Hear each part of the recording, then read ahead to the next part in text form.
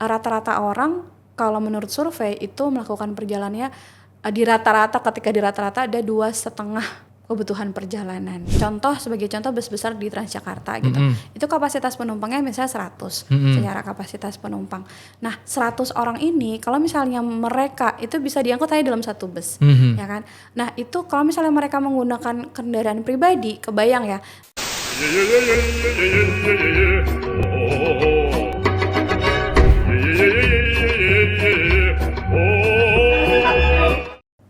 Assalamualaikum warahmatullahi wabarakatuh. Waalaikumsalam warahmatullahi wabarakatuh. Mbak Fajar, apa kabar? Baik, alhamdulillah. Sehat ya. Alhamdulillah. Mbak Fajar ini adalah akademisi dan praktisi transportasi lah, urusan transport di Jakarta itu Mbak Fajar ahlinya. Kalau ada yang punya urusan dengan transport, ke Mbak Fajar. Masya Allah. Salah Oke. Kita ngundang Mbak Fajar ini bukan mau ngurus SIM ya, nggak mau ngurus SIM, nggak mau ngurus STNK, tapi kita mau ngomongin sesuatu yang sedang menjadi concern banyak orang, urusan polusi udara. Ya, jadi teman-teman mungkin yang orang-orang Jakarta itu pasti ngerti lah ya, bahwa salah satu tantangan kita hidup di kota-kota besar, terutama sekali di Jakarta, itu adalah polusi kendaraan. Polusi, salah satunya adalah polusi kendaraan. Nah, ini bikin kita sesek, bikin apa gitu. Jadi kita ngundang Mbak Fajar nih sebagai ahlinya ahli, pakarnya pakar. Karena sekarang Mbak Fajar sedang akademisi juga, ngajar, terus praktisi di Institut Transportasi dan Logistik Trisakti. Dan sekaligus juga di Dinas Perhubungan ya, di Dinas Perhubungan, di Pemprov DKI. Nah, kita mau ngomongin soal polusi di Jakarta. Polusi di Jakarta, penyebabnya apa, solusinya gimana, dan kita sebagai komunitas masyarakat itu bisa ngapain sih untuk bantu ngurangin, karena ini kan tempat-tempat kita juga semuanya kan. Jadi nggak bisa cuma berharap ke Mbak Fajar untuk menyelesaikan. Betul, saya juga nggak bisa apa-apa. Oke, kita mulai dari pertanyaan mendasar. Kenapa Jakarta banyak polusinya, Mbak? Kenapa ya? Iya, jadi sebenarnya mungkin ini akan menjadi permasalahan di kota-kota besar sih. Betul. Salah satu permasalahan di kota-kota besar di mana memang kebutuhan perjalanannya sangat tinggi. Oke. Jadi kalau misalnya kita bicara polusi, ada riset yang menyatakan bahwasanya 67% itu kontributornya adalah dari sektor transportasi. 67%. Jadi ada PM 2,5, tapi memang selain PM 2,5 ada yang termasuk polutan itu kayak ada PM 10 juga, terus ada karbon dioksida juga. Itu apa? Itu partikel-partikel di udara yang kalau misalnya diukur itu memang salah satunya akan merusak kesehatan. Dan ada berbagai jenis, salah satunya tadi PM 2,5, ada PM 10, ada juga karbon dioksida mungkin yang sudah kita banyak tahu juga. Itu memang secara riset 67% itu kontributornya dari sektor transportasi. Nah, jadi kayak kok bicara polusi yang diundang orang transport gitu ya. Jadi sebenarnya ya karena mungkin ya tadi karena ada riset seperti itu. Nah, kalau misalnya kita bicara balik lagi, jika memang kontributor terbesarnya adalah sektor transportasi, ya berarti kita coba untuk bagaimana mengurangi gas buang ya, emisi yang menyebabkan banyaknya partikel-partikel polutan di udara Jakarta. Oke. Gitu. Sebelum kita ke solusi ya, kita ke solusi. Jadi jangan dikeluarin dulu solusi. Nanti juga sebenarnya masih jauh itu. Iya, memang pada dasarnya itu banyak di kota-kota besar ya. Kayak populasi kita kan juga gede di Jakarta. Betul, itu. Jakarta itu 10 juta ya. 11 juta penduduknya. Nah, 11 kalau itu malam. kalau malam, betul. Kalau siang? Kalau siang bisa 2 kali lipatnya. Karena ketambahan dari ya, Depok dan Bekasi. Ya, jadi Depok, ada aktivitas bekerja, aktivitas sekolah dan Yeah. lain sebagainya. Itu memang dari teman-teman di kota-kota di sekitar DKI Jakarta yang beraktivitas di Jakarta sehingga meningkatkan jumlah orang yang berada di Jakarta. Tapi kalau lihat dari angka kebutuhan perjalanan nih, jadi setiap orang melakukan aktivitas dia membutuhkan perjalanan. Oke. Kita hitungnya sebagai travel demand atau kebutuhan perjalanan orang. Nah, satu orang itu tidak punya, misalnya jadi beda antara jumlah penduduk atau jumlah orang yang berada dalam satu kota dengan kebutuhan perjalanan. Karena kebutuhan perjalanan itu satu orangnya bisa 2 atau bahkan 3 atau bahkan 5 atau 10 kali dalam sehari. Ya. Jadi kalau misalnya kebutuhan perjalanan itu misalnya kita berangkat dari rumah nih menuju sekolah misalnya, Ya. ya menuju sekolah itu satu perjalanan. Terus kemungkinan dari setelah sekolah misalnya pulang sekolah kita mampir nih, misalnya mau beli kebutuhan belanja misalnya di pasar atau di mall gitu, itu kebutuhan perjalanan kedua. Lalu kemudian dari abis belanja, janjian sama temennya misalnya nih makan bareng gitu, makan atau ngopi bareng ke kafe sini, itu kebutuhan perjalanan ketiga. Terus nanti dari kafe misalnya baru balik ke rumah, itu kebutuhan perjalanan keempat. Jadi satu orang ini aja, si A ini dia punya sehari 4 kebutuhan perjalanan. Nah 4 kebutuhan perjalanan itu jika ditotal menurut survei itu ada 47,5 juta kebutuhan perjalanan. 47,5 juta kebutuhan perjalanan per hari. Per hari. Oh, oke. Iya. 47,5 di Jakarta itu ya? Iya, 47,5. Padahal penduduknya itu cuma 11 juta. Iya, karena tadi kan orang kan satu orang ini bisa 4 sampai 5 4 kali. Ya, ada juga mungkin tapi kalau misalnya ada yang di rumah misalnya work from home atau stay at home mother gitu segala macam, ya mereka di rumah aja ya juga bisa, tapi kan pasti mereka juga ada kebutuhan pasti. Ada misalnya harus ke pasar atau harus antar anak sekolah, yang itu juga dihitung juga kebutuhan perjalanannya. Jadi setiap hari itu rata-rata orang kalau menurut survei itu melakukan perjalanannya di rata-rata ada 2,5 kebutuhan perjalanan gitu. Jadi kalau misalnya 2 orang berarti 5 kebutuhan perjalanan. Nah, ketika di total ada 47,5 juta perjalanan berdasarkan data dari surveinya JIK melalui Jutpi. Nah, itu gambaran perjalanan orang ya di Jakarta. Betul. Nah, Bapak itu nyumbangnya berapa nih kebutuhan perjalanan? Tapi yang saya dengar itu katanya biaya transportasi di Jakarta itu 30% dari rata-rata ya. 30% dari yang dihasilkan katanya. Betul, iya dari income. Dari income. Betul. Katanya begitu. Katanya, betul. Kalau nggak percaya cari sendiri. Yang nggak bertanggung jawab. Betul. Nah, ngomong-ngomong tentang polusi. Iya. Ngomong tentang polusi. Ini tadi dibilang 67%-an ya. Yang menyebabkan menyebabkan polusi itu dari sektor transportasi. Dan iya sih kalau di Jakarta kan juga nggak ada perusahaan ya, beda sama kota-kota industri kayak Karawang misalnya atau Gresik tempatku. Jadi transport itu sebelum ke ini itu kan ada umum, ada pribadi atau apa jenisnya yang lain itu? Iya. Umum dan pribadi. Ini yang paling banyak ini penyumbangnya kan mestinya yang pribadi ya, karena jumlah kendaraan pribadi itu banyak. Iya. Gimana sih aturan kepolusiannya, bukan kepolisiannya. Oke. Misalnya R1, R2 ada emisi dan seterusnya. Gimana itu? Iya. Jadi tadi kan sudah disampaikan ya kebutuhan perjalanan kita itu sekitar 47,5.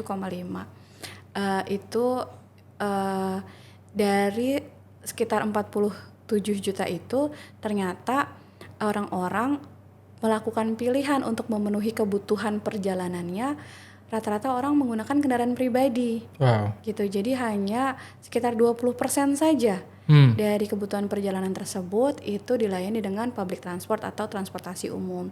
Jadi bisa kebayang kalau misalnya sebagian besar orang menggunakan kendaraan pribadi, ya pasti akan penuh kan jalanan Jakarta, akan ada kemacetan, lalu kemudian imbasnya tadi sampai ke masalah polusi, juga masalah kesehatan turunnya nanti masalah kesehatan, lalu juga permasalahan lainnya. Nah memang ini dari kan kita menyebutnya itu modal share. Modal share itu adalah jadi dari dia biasanya itu kita melakukan survei. Jadi berapa persen sih orang-orang masyarakat yang menggunakan angkutan umum dalam memenuhi kebutuhan perjalanannya, itu dihitung. Nah, modal share ini yang ingin kita tingkatkan, yang ingin ditingkatkan oleh pemerintah gitu kan. Jadi kalau misalnya pemerintah ingin menggenjot penggunaan transportasi publiknya, paling enggak nanti akan mengurangi jumlah kendaraan yang berada di jalan. Jadi sebenarnya regulasi itu adalah untuk mengatur penggunaan kendaraan di jalannya.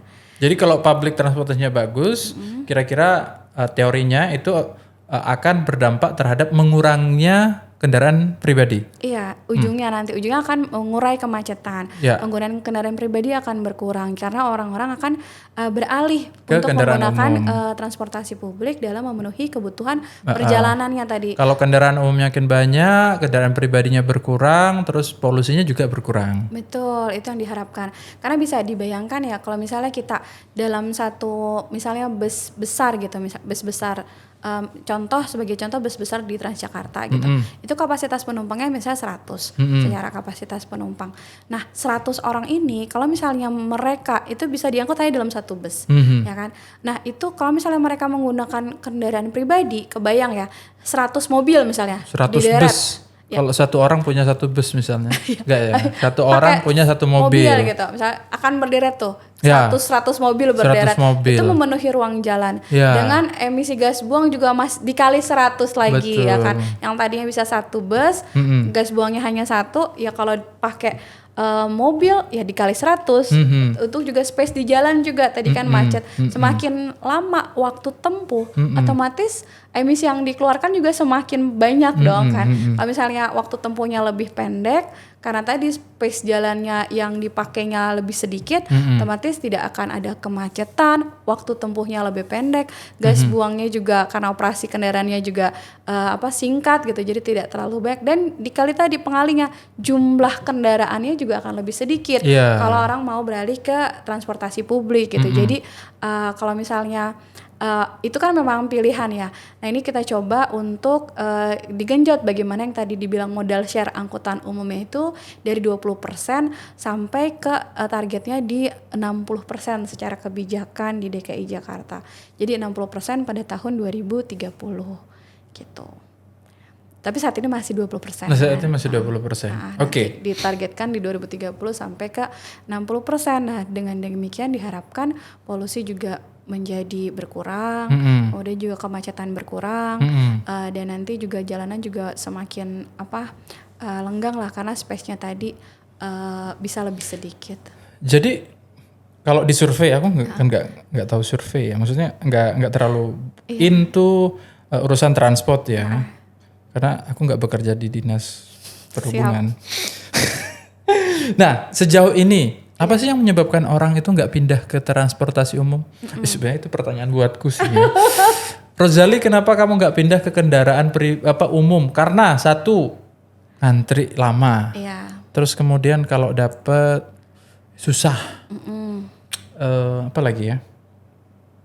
Ya itulah, nggak secepat. Apalagi kita mau pindah-pindah misalnya dari satu titik aku kantor ini terus ada ketemu sama teman terus mau kemana lagi, kayaknya lebih efisien pakai kendaraan pribadi lah gitu. Ya itu tadi memang untuk menarik orang untuk berpindah ke angkutan umum memang nggak gampang ya. Pasti kan mereka melakukan pemilihan itu pasti sudah memperhitungkan juga kan. Setiap orang yang akhirnya memutuskan untuk mode choice-nya tadi adalah baik itu kendaraan roda 4 atau roda 2, itu memang sudah melakukan suatu pertimbangan. Nah, tapi pemerintah juga mencoba juga untuk ayo naik Iya, angkutan umum iya, gitu. iya, iya. Juga tidak hanya dengan kata-kata tapi juga mungkin memperbaiki layanan angkutan umumnya sendiri, terus juga integrasinya juga diperbaiki, terus juga kemudian tadi sempat disebutkan di awal bahwasanya biaya untuk transportasi sekitar 30% ya di Jakarta gitu. Nah itu coba kita turunkan, maka ada juga beberapa angkutan umum yang gratis juga, digratiskan atau Jaklingko itu iya, Mikrotrans Jaklingko itu juga gratis, 0 rupiah. Lalu kemudian juga sebenarnya kalau naik public transport secara money value ya itu juga sebenarnya cukup rendah kok kalau misalnya dibandingkan dengan penggunaan kendaraan pribadi gitu, karena kayak KRL itu juga cukup rendah biayanya. Transjakarta juga 3.500 gitu. Bahkan sekarang mungkin pemerintah juga ada tarif bundling itu maksimal 10.000 menggunakan Transjakarta dan MRT lalu LRT selama 3 jam itu maksimal 10.000. Itu juga ada yang untuk tadi menurunkan tarif tadi. Tapi balik lagi ada yang namanya mungkin kenyamanan juga sudah ditingkatkan juga kan, sudah seperti saat ini juga fasilitas halte-halte atau Transjakarta juga sudah dicoba diperbaiki, dilengkapi dengan toilet, dilengkapi dengan musola. Terus kemudian di stasiun MRT juga sudah ada fasilitasnya yang cukup memadai juga. Lalu tadi bilang, kayaknya lebih enak, lebih cepat ya, fleksibilitas tadi mungkin memang public transport ya harus berhenti di stasiun ini, harus berhenti di halte tertentu gitu, tidak bisa berhenti memang langsung di tempat yang dituju gitu, di kafenya atau di tempat yang memang sekolahnya, depan sekolahnya ya itu tadi.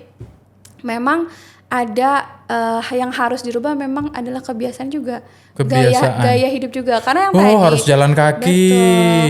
Memang first mile itu kita sebutnya first mile last mile ya. Jadi memang kita keluar rumah memang sih lebih enak kalau ada angkutan umum yang depan rumah. Tapi tadi kan nggak semua jalanan di Jakarta itu bisa dilayani juga, walaupun memang Pemprov DKI juga sudah menargetkan 90% itu coverage areanya layanan angkutan umum sudah ada gitu. Jadi minimal jalan tapi dengan walking distance yang memang masih bisa dipenuhi. Sampai 5 kilo lah ya. Gitu.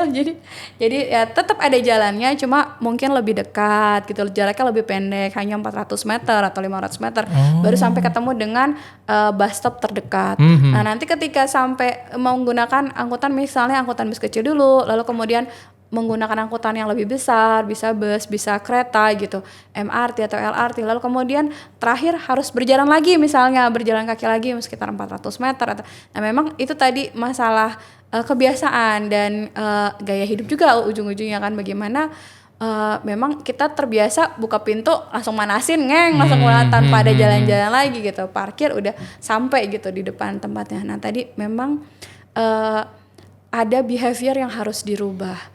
Nah ini juga tadi bukan hanya penyelenggara transportasinya saja yang harus meningkatkan pelayanan angkutannya, tapi juga ada fasilitas-fasilitas pendukungnya tadi dibuat nyaman supaya akses tadi first mile last mile-nya itu bisa dipenuhin. Seperti misalnya trotoarnya dibuat nyaman, lalu kemudian juga dari rumah juga ada fasilitas pemberhentian bus yang dekat dan nyaman juga, aman juga.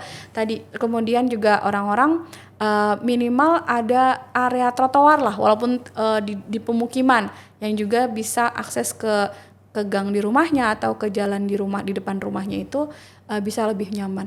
Plus juga misalnya ada pepohonan untuk supaya ya tadi itu juga desain urban pedestrian seperti itu yang juga harus paralel dengan peningkatan kualitas dari layanan angkutan umumnya.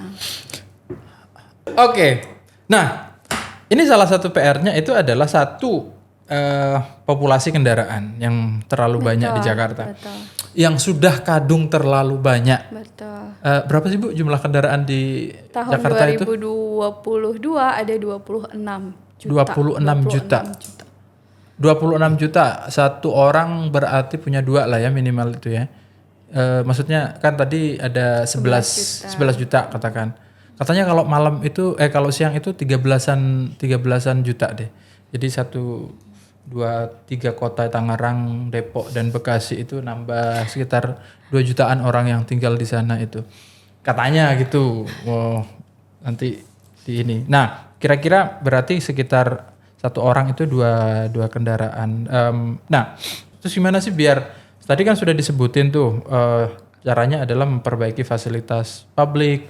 Terus memang aku juga cukup menikmati sih adanya mikro Jaklingko yang gratisan dari stasiun Cikini ke sini itu, ke Keramat itu. Walaupun ada 2 jenis ternyata kan, ada yang AC, ada yang enggak. Ada yang punyanya pribadi sama punyanya pemerintah atau gimana sih? Ya sudahlah, pokoknya ada AC dan tidak AC gitu.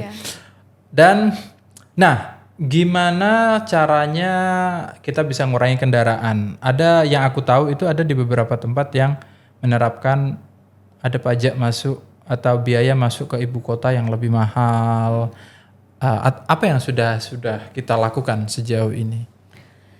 Ya, jadi sebenarnya strateginya sih dari dulu tetap ya ada 2 yang namanya ada 2 padanan strategi yang kita sebutnya itu push and pull strategi. Push and pull strategi. Push and pull strategi. Jadi push and pull ini, pushnya itu adalah bagaimana kita menekan tingkat penggunaan kendaraan pribadi. Itu di push, lalu kemudian pullnya itu tadi bagaimana kita caranya menarik orang untuk pindah ke angkutan umum. Public, tadi memperbaiki terus fasilitasnya segala macam.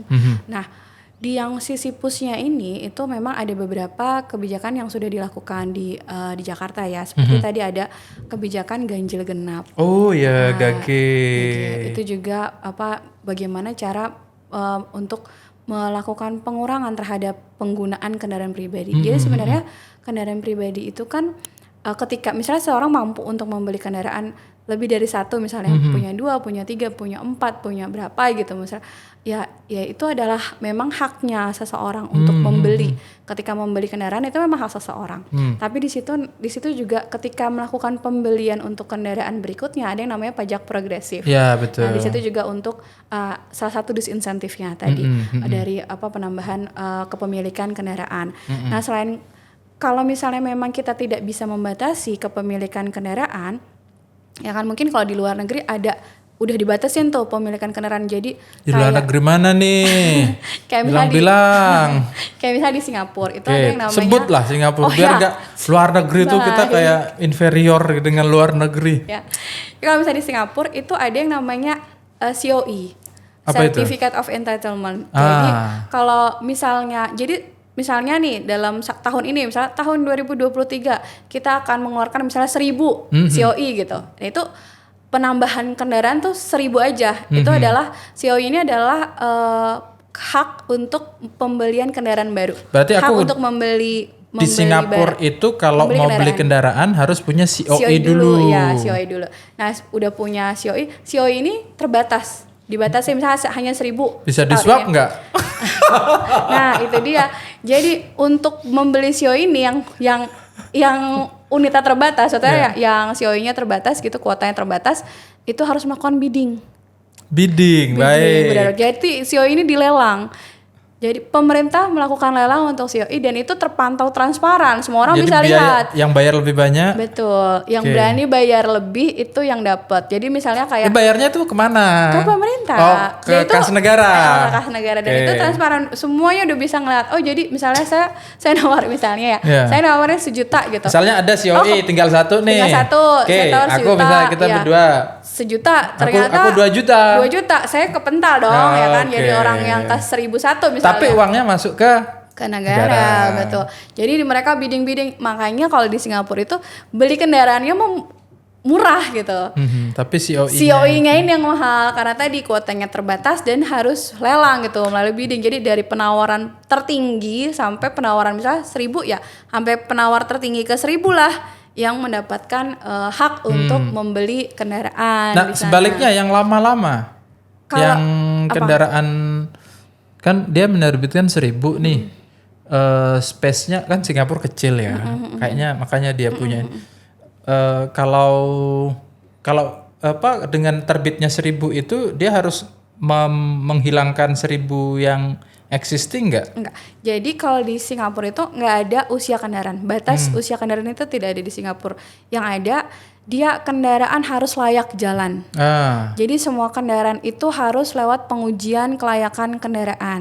Jadi banyak mungkin kendaraan yang lama-lama kalau misalnya dia lulus uji kelayakan, ya dia tetap bisa beroperasi jalan. gitu, tetap bisa berjalan. Tapi kalau misalnya biar baru, tapi dia tidak lulus uji misalnya, nggak rajin perawatannya atau mungkin juga ya kurang apa segala macam, ya udah dia nggak akan bisa beroperasi gitu. Jadi mobil tua pun yang nyentrek-nyentrek yang klasik masih kita temuin misalnya di sana. Di sini banyak, di Depok banyak mobil tua.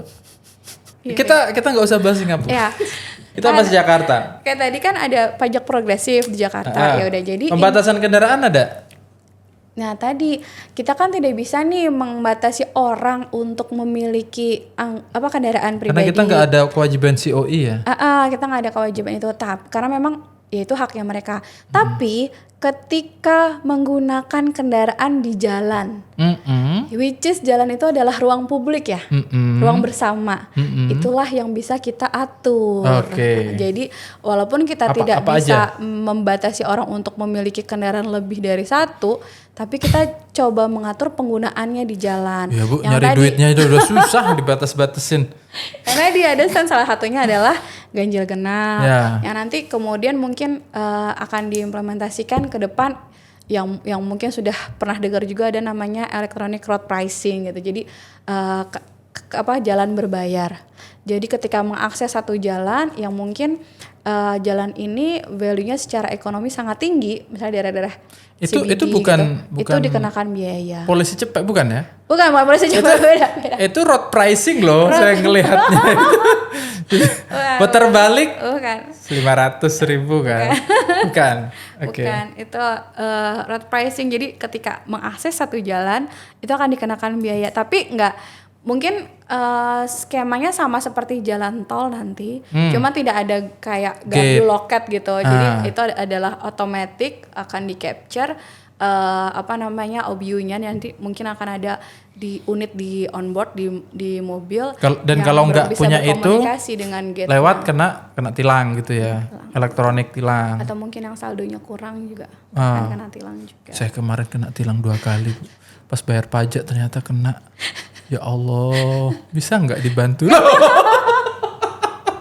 Udah terekam ya, ada capture-nya, ada fotonya, nggak bisa sabuknya nggak kepasang. Astagfirullahaladzim. Ya, karena memang sudah diimplementasikan untuk electronic law enforcement. Oke. Nah, ngomong-ngomong tadi kan bicara tentang polusi istilahnya itu knalpot. Gas buang. Nah, kita punya aturan nggak sih? Dan sebagai saya punya kendaraan nih, kendaraan pribadi, itu harus ada uji itunya nggak? Karena saya kayaknya belum pernah ada kewajiban uji itu. Iya, sebenarnya wajib untuk uji emisi. Kapan? Dan kenapa? Iya. Jadi kan kalau misalnya orang tahu, mungkin hanya angkutan umum ya yang wajib gitu kan. Di Depok aja nggak ada itu. Iya, sebenarnya kendaraan pribadi juga wajib. Cuma mungkin untuk enforcement-nya tadi butuh waktu. Terus tadi juga belum banyak juga penyedianya gitu untuk bisa melakukan. Nggak ada penyedianya. Belum banyak. Itu betul. Bisa bukan non pemerintah? Bisa bukan non pemerintah. Ya udah diwajibin aja, nanti saya yang nyediain.